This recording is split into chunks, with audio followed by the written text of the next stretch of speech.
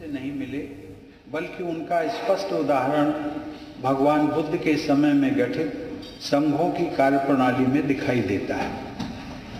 आज के उत्तर प्रदेश में स्थित कौशाम्बी और श्रावस्ती में प्राचीन काल में ही वैसी लोकतांत्रिक व्यवस्था के उदाहरण मौजूद थे जिनका उल्लेख डॉक्टर बाबा साहब ने संविधान सभा के अपने ऐतिहासिक भाषण में किया था।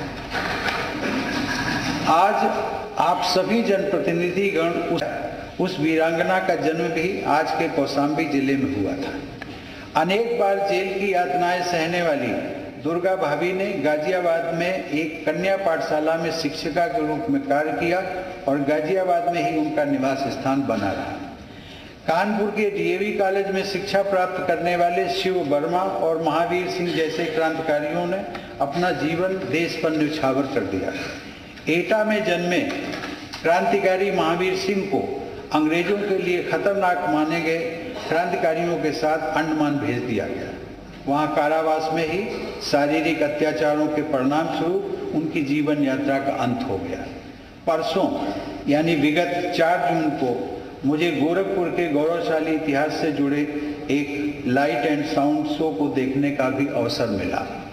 गोरखपुर से जुड़े अनेक ऐतिहासिक तथ्यों के साथ साथ यह भी जानकारी प्राप्त हुई कि गोरखपुर में 4 शहीद स्मारक हैं जो हमारे स्वाधीनता सेनानियों की गौरव गाथा का परिचय देते हैं। उत्तर प्रदेश के क्रांतिवीरों की सूची इतनी लंबी है कि सबके नामों का उल्लेख करना किसी एक संबोधन में संभव नहीं है। मैं चाहूंगा कि उत्तर प्रदेश के ऐसे क्रांतिवीरों की याद में शिक्षण संस्थानों में व्याख्यान मालाएं आयोजित की जाएं, साथ ही अन्य माध्यमों के जरिए उनकी जीवन गाथाओं से लोगों को अवगत कराया जाए। अंत में आप सभी जनप्रतिनिधियों से मैं एक विचार अवश्य साझा करना चाहूँगा कि विधानमंडल लोकतंत्र का मंदिर होता है। जनता आप सबको अपना भाग्य विधाता मानती है। प्रदेश की जनता को आप सबसे बहुत सी उम्मीदें और अपेक्षाएं हैं। उनकी अपेक्षाओं पर खरा उतरना ही आपका सबसे महत्वपूर्ण कर्तव्य है। आपकी जनसेवा के दायरे में सभी नागरिक शामिल हैं, चाहे उन्होंने आपको वोट दिया हो या ना दिया हो। इसलिए हर व्यक्ति के हित में कार्य करना आपकी जिम्मेदारी है। मैं यह भी कहना चाहूँगा कि अपनी संवैधानिक शपथ के अनुसार आप सभी अपने अपने क्षेत्रों के अलावा पूरे प्रदेश ही नहीं अपितु पूरे देश के लिए कार्य करने हेतु वचनबद्ध हैं। मुझे पूरा विश्वास है कि आप सबके अथक परिश्रम से उत्तर प्रदेश शीघ्र ही हर तरह से उत्तम प्रदेश बनेगा। जब देश का सबसे बड़ा राज्य प्रगति के उत्तम मानकों को हासिल करेगा तो स्वतः ही पूरे देश के विकास को संबल प्राप्त होगा। मैं आशा करता हूं कि आज से 25 वर्ष बाद जब हमारे देशवासी आज़ादी की शताब्दी के उत्सव मना रहे होंगे, तब उत्तर प्रदेश विकास के मानकों पर भारत के अग्रणी राज्य के रूप में स्थापित हो चुका होगा और हमारा देश विश्व समुदाय में विकसित देशों की अग्रिम पंक्ति में खड़ा होगा। इन्हीं शब्दों के साथ मैं उत्तर प्रदेश के करोड़ों निवासियों से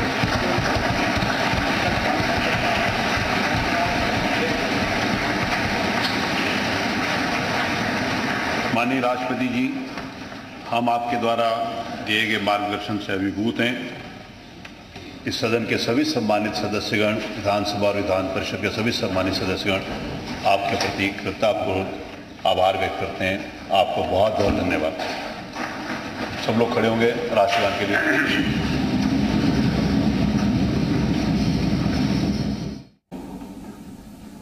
अब मैं विनम्रतापूर्वक मैं राज्यपाल महोदया जी से निवेदन करता हूं। तो विधानसभा पहुंचे जहां राष्ट्रपति रामनाथ कोविंद मौजूद। विधानमंडल का संयुक्त अधिवेशन जिसमें सीएम योगी आदित्यनाथ के द्वारा महत्वपूर्ण बातें कही जा रही थी। सीएम योगी ने क्या कुछ कहा हमने आपको सुनवाया। अब इसके साथ विधानमंडल का संयुक्त अधिवेशन अभी फिलहाल लाइव चल रहा है। क्लेश यादव को आप देख सकते हैं, वहां पर मौजूद हैं। विधानमंडल संयुक्त अधिवेशन में राष्ट्रपति रामनाथ कोविंद भी संबोधित करेंगे और आप तस्वीरें देख सकते हैं, वहां पर राष्ट्रपति मौजूद हैं क्लेश यादव। श्री अखिलेश यादव जी, दोनों सदनों के माननीय सदस्यगण, इस ऐतिहासिक अवसर पर मैं महामहिम राष्ट्रपति जी का स्वागत एवं अभिनंदन करती हूँ। उत्तर प्रदेश विधानमंडल के माननीय सदस्यों के लिए आज गौरव का क्षण है। महामहिम राष्ट्रपति की गरिमामयी उपस्थिति एवं उनका संबोधन माननीय सदस्यों के लिए प्रेरक और मार्गदर्शक है। इस पुनीत अवसर देश के स्वाधीनता संग्राम में अपने आप को आहूत करने वाले तथा देश के नेतृत्व देने वाली सभी महान विभूतियों के चरणों में आदरपूर्वक नमन करती हूँ, उन्हें कोटि कोटि वंदन करती हूँ। मैं उन सभी वीर जवानों को भी नमन करती हूँ जिन्होंने आजादी के बाद भी राष्ट्र रक्षा की परंपरा को जीवित रखा, देश की रक्षा के लिए सर्वोच्च बलिदान दिया और शहीद हो गए।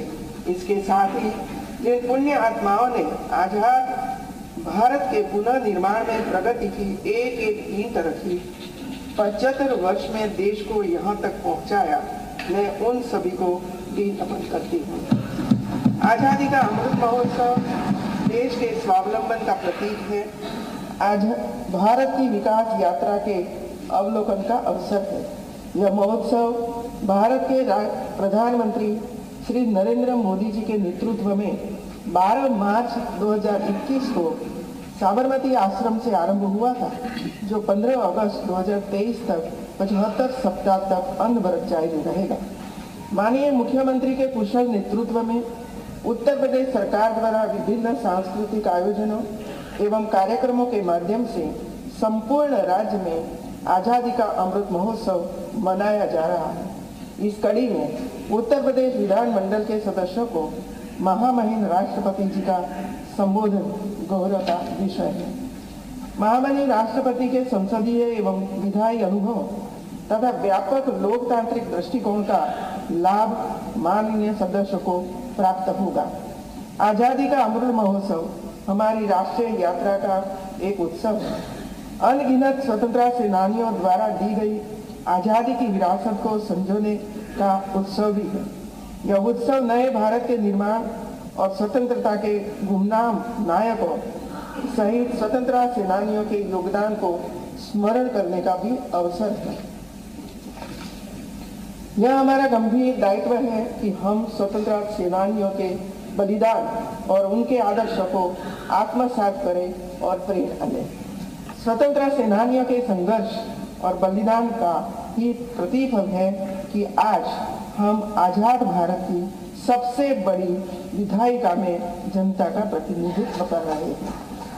यह विधायिका उनके आदर्शों और संघर्ष का प्रतिरूप है, जिसमें समाज के किसी भी वर्ग, समुदाय, धर्म, जाति और अंतिम पायदान पर खड़ा व्यक्ति भी इस विधायिका का एक सम्मानित सदस्य निर्वाचित हो सकता है।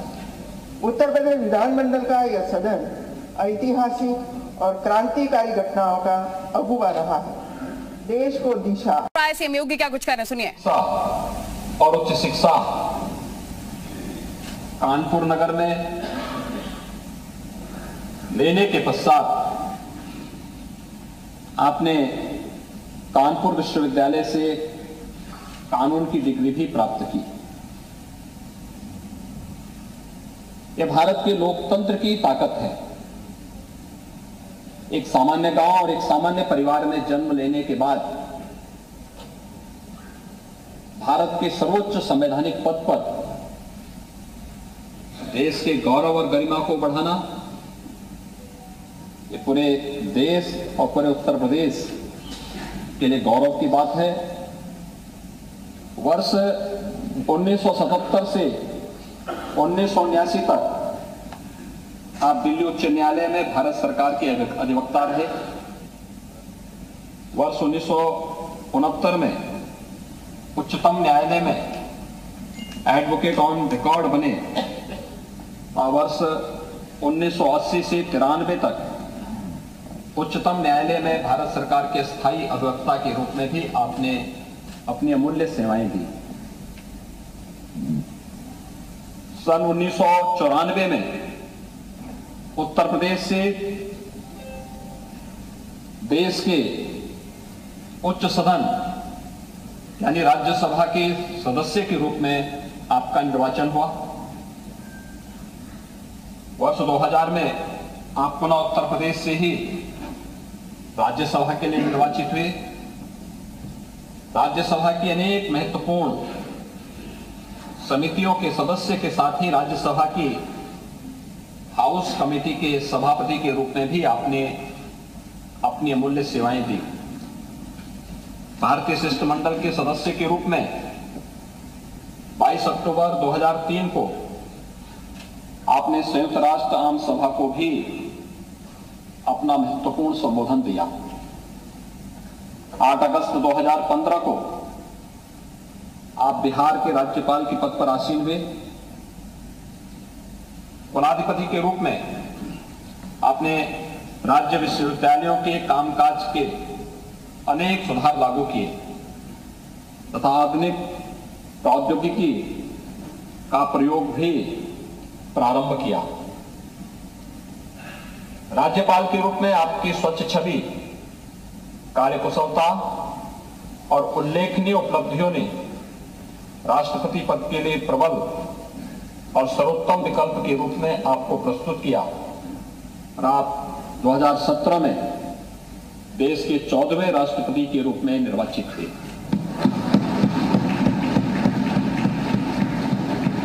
देश के सर्वोच्च संवैधानिक पद को धारण करने वाले आप उत्तर प्रदेश के प्रथम राष्ट्रपति भी।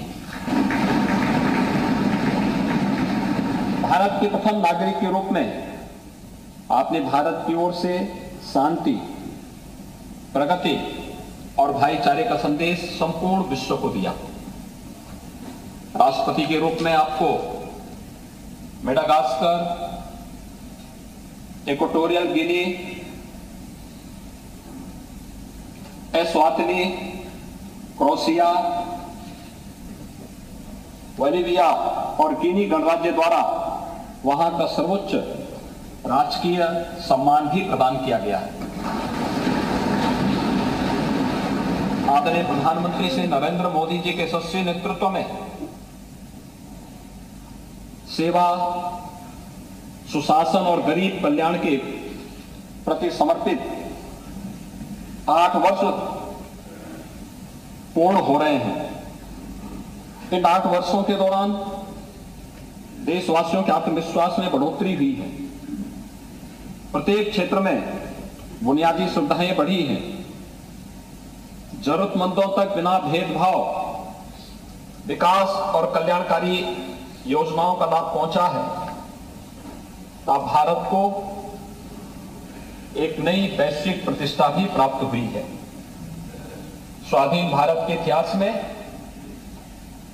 पिछले 8 वर्षों का यह कार्यकाल बेमिसाल साबित हुआ है।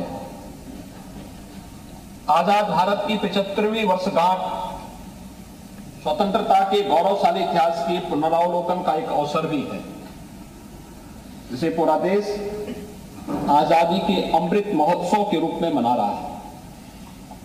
उत्तर प्रदेश को यह गौरव प्राप्त है तो इसकी धरती से ही सन 1857 में देश का प्रथम स्वतंत्र समर की शुरुआत हुई थी। इतिहास के पन्नों में आजादी के ऐसे भी नायक हैं जिन्हें हो सकता है उचित स्थान न प्राप्त हुआ हो, परंतु उनके योगदान को कभी विस्मृत नहीं किया जा सकता। माननीय प्रधानमंत्री जी ने देश को अमृत महोत्सव के 5 सूत्र दिए। ये सूत्र हैं आजादी की ऊर्जा का महोत्सव,